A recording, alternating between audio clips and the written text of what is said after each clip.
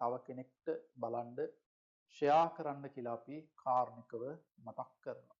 අද සමාජයේ පුරාවට ව්‍යාප්ත වෙලා යන කළු සෙවණැල්ලක් වගේ දෙයක් තමයි මේ කුඩු සහ අයිස් කියන මෙන්න මේ මත්ද්‍රව්‍ය.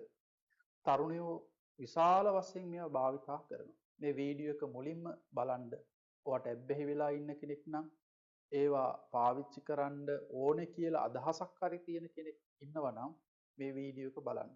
මුලින්ම මේ කුඩු වලට අයිස් වලට ඔබ ඇබ්බැහි වෙනවා නම් ඔබ මුලින්ම වටහා ගන්න මගේ ජීවිතයේ දියුණුව මම නැති කරගන්න කෙනෙක්. මගේ ජීවිතේ මං අත්හරින්න පටන් ගත්ත මේ මොහොත කියන එක ඔබ අමතක කරන්න එපා. මොකද මේවා හුරු වුණොත් මේවා ඇඟට නිරන්තරයෙන්ම ඉල්ලනවා. අපේ මේ මොළයට යන මේ හෝමෝන් එකක්.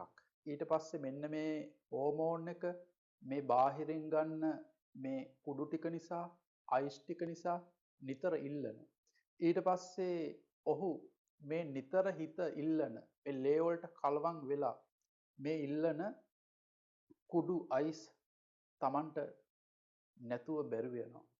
අම්මා තාත්තා සහෝදරයෝ තමාගේ බිරිඳ ආදරය කරපු අය මේ සියල්ලම අතහැරලා අර මත්ද්‍රව්‍ය ටිකකට කිමිකල් ටිකකට ආදරය කරන්න පටන් ගන්නවා. ඒ ආදරය කිරීමෙන් ඔහු තමාටත් හානියක් කරගෙන අන් අයටත් හානියක් කරගන්නවා. සමහර විට සමාජයේ තුල කොයිතරම් පිළිකුල් භාවයට පත් වෙලා තියෙනවද කුඩු ගහනවා අයිස් ගහනවා කියුවහම.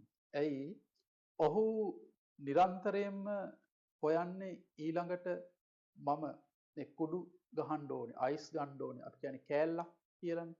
මේ කෑල්ලක් ගන්න ඔහු නිරන්තරයෙන්ම කල්පනා කරනවා. ගෙදරකට ගියත් ඔහු ඊට පස්සේ කල්පනා කරන්නේ යාළුවෙක්ද සහෝදරයෙක්ද ඒව නෙමෙයි.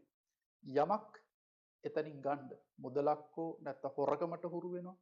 මේ වගේ ජීවිත අනුතුරට පත් වෙලා තියෙන ජීවිත අපි දැකලා තියෙනවා. පත් වෙමින් ජීවිත තියෙනවා.